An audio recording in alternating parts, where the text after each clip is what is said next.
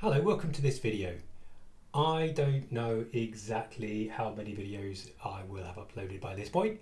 I am just basically making random videos to see how it goes.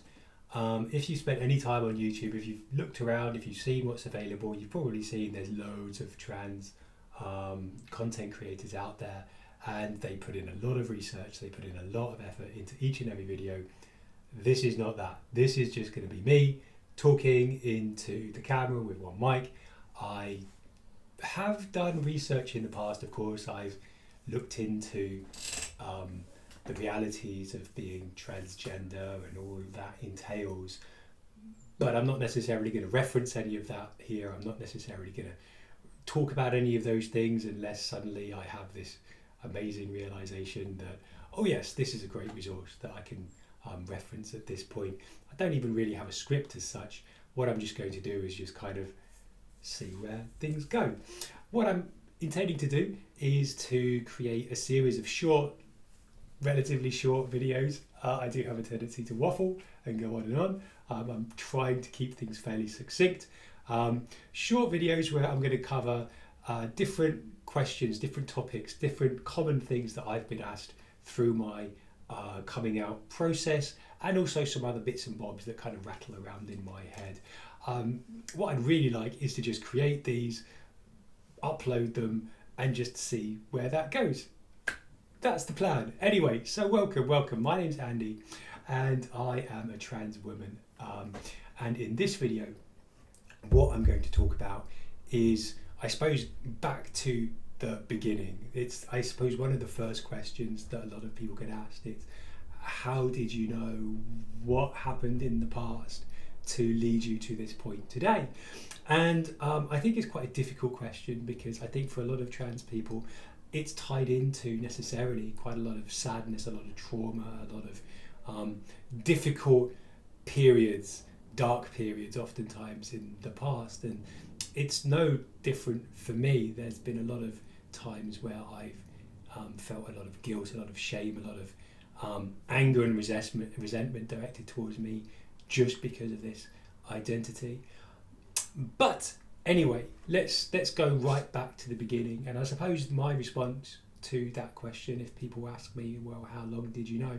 I suppose, how long did I know I was trans is maybe, I don't know, I'm going to say 10, 15 years, something like that.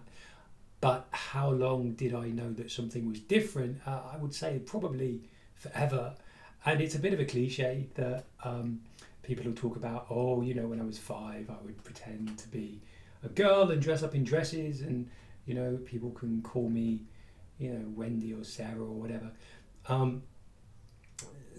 Kind of, I suppose, kind of.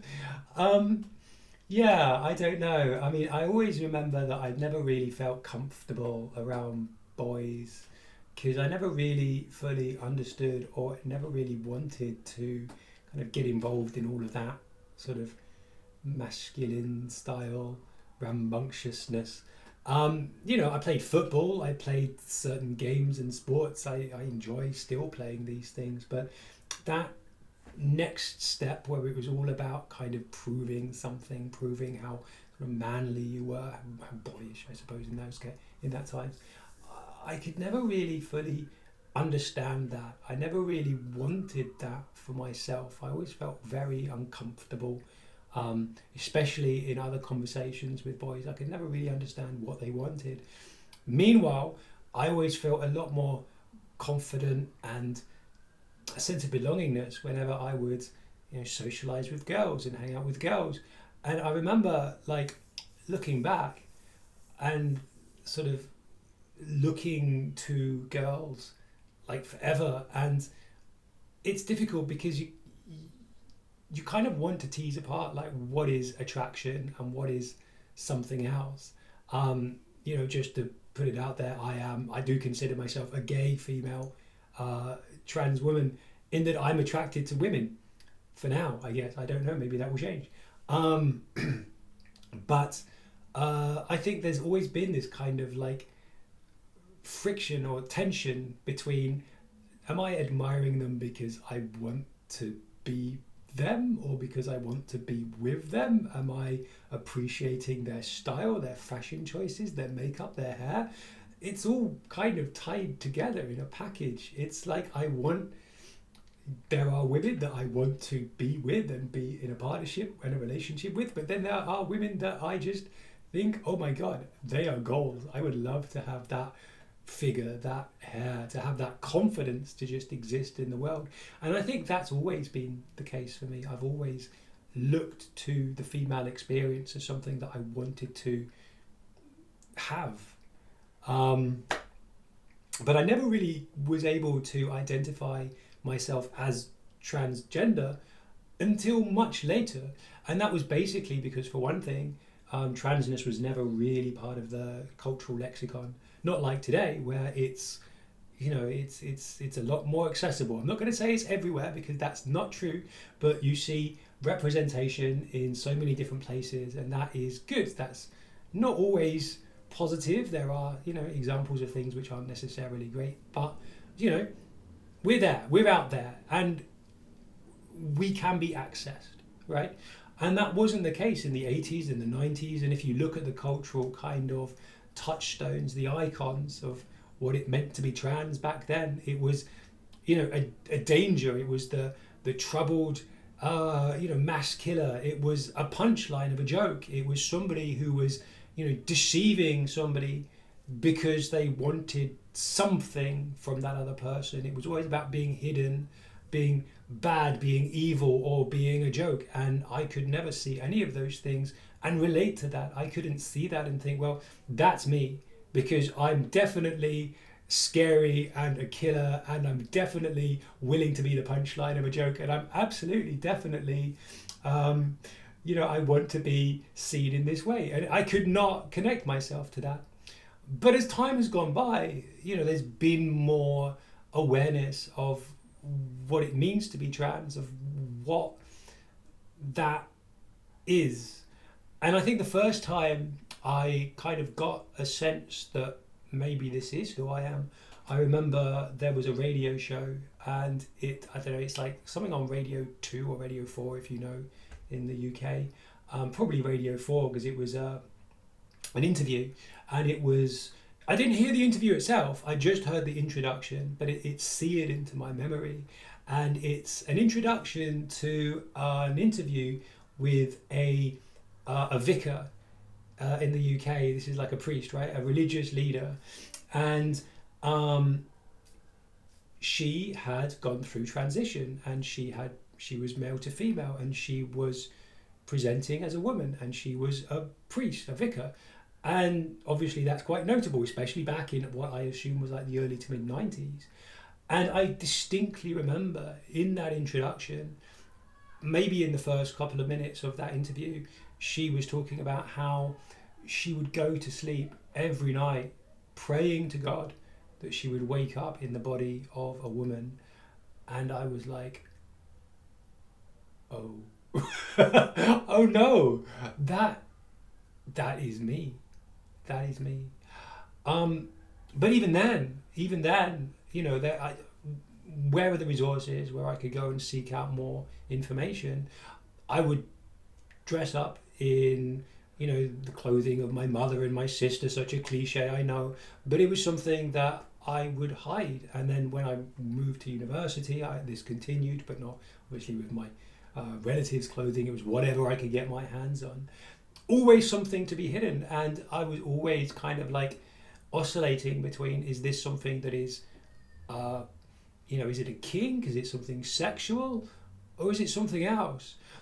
And it's difficult to distinguish these things because if you read about kind of gender euphoria, a lot of that becomes kind of sexualized because you become very excited, you become very giddy, right? It's like, oh my God, this feels so right. And that is a bit of a release, if you know what I mean. And because of that, it's very easy for somebody to think, well, clearly this is just some kind of sexual gratification, some kind of kink, and that's all it is, right? But as time went by, I came to realize that this wasn't just something that I did as a sexual release. It was something that I did to relax, to calm myself, to center myself in periods of high degrees of stress and anxiety. This is something that I would often do to kind of recenter, to calm myself, to find some peace. And I think I didn't really make those connections back then, but now looking back, I can absolutely see that. There's a lot of sort of traumatic events that I experienced, and I would always seek to do these things. I would always seek to cross-dress more during those periods because I needed that time to just chill and just be myself, right? So yeah, so I went through my 20s and I was constantly kind of thinking and questioning and trying to kind of understand who it was that I am. But internally, I could never go and I could never talk about it. I could never seek out help because that would be, that's opening myself up to danger, to risk, to being arrested. Look at those crazy killers. Look at the punchlines of the jokes. I was bullied throughout my secondary school experience. I know what it's like to be that punchline. I don't want to experience that again. But I would continue to dress in a way that I needed to when I was in private. And again, there's this kind of very clear experience that I had that I think signals a very deep shift between understanding this is who I might be and this is who I definitely am. And it was about, I'm going to say 10 years ago, just a round number, right? And I was living in Sri Lanka at the time. And I had the opportunity to travel on holiday to Malaysia, to Kuala Lumpur. And I thought that was great. I can see the sights. I've never been to KL before. I love travel. I love exploring. And as I was doing some research to see what I could see in Malaysia and in KL, I thought, this is an opportunity. I don't really travel by myself. Like I've only been like on a solo trip a few times, and maybe this was even perhaps the first or the second time that I'd done something like this, just as a holiday, just as a short trip. Bear in mind, I'd lived by myself in foreign countries, but this is different. This is like a holiday where nobody knows me, right? This is an opportunity for me to do something for me without anybody who knows me finding out. So I did a Google search. I looked for cross-dressing or feminization makeover in Kuala Lumpur, and you know what? I found somebody who offered this as a service, and I reached out to them and I made an appointment to get a makeover when I was in KL, and I met them and I got a makeover, and it was amazing. It was the first time I'd shared this, first of all, with another person, with another human being. They'd seen me, they'd recognized me, they'd normalized this experience, we talked about this, and again, it was the first time I talked about this with another person. We went outside. It was terrifying. We went to a restaurant and I was absolutely petrified. But then this was a he, even though he presented as woman, he made it clear that he was a man, but he was a cross-dresser. It was his birthday in a few days' time, and would I like to go to his birthday party? But again, as part of this kind of service, so I would go to him, he'd make me over, and then we'd go out, we'd go clubbing, we'd go to a restaurant, and we'd enjoy his birthday. And at first I was like, oh my God, how could I do that? That's terrifying. I've only just managed to step outside of a door for like 10 minutes to eat like a delicious Malaysian meal. How could I possibly do all of this? So I was like, no, thank you. I'm not interested. But then like later that day, I was like, what are you doing? This is what you wanted. There's nobody that you know here. You're a complete stranger. You're going to be with other people. What's the risk? So I got back in touch with him and I said, yes, please. It did mean I needed to change my flights. I needed to extend my stay for a couple of days. But I was like, you know what? This is going to be so worth it. And it was just so... It was just so everything. Not just the makeup, not just the clothes, not just the wig, not just everything else. Looking into the mirror and seeing the person that you are, it's such I don't know. I think maybe for most people, and thankfully so, it's difficult to explain because I guess for most people watching this video, the person that you see in the mirror is the person that you are. But for me, there's always been this kind of disconnect.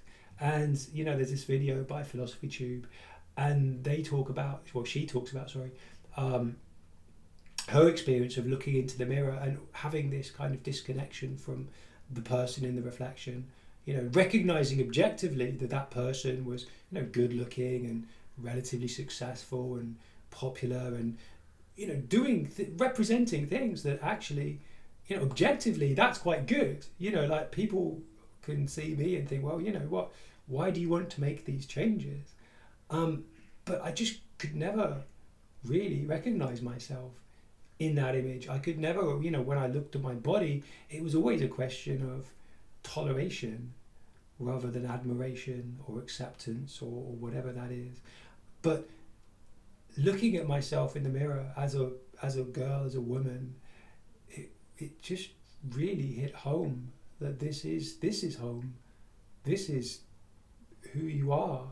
And then going out and experiencing like a night out like this, again, at first it was scary, it was terrifying, but eventually it just became like normal. I was just hanging out as a girl with other girls and enjoying the talk and just enjoying being treated in that way, and I just felt so normal. It almost became just a kind of a regular mundane, not as mundane as a night out in KL can be, but that's where it finished, that's where it ended. It was just this sense of normalcy. And then we went back to his place and the makeup came off and the wig came off and the clothes came off, and it broke my heart.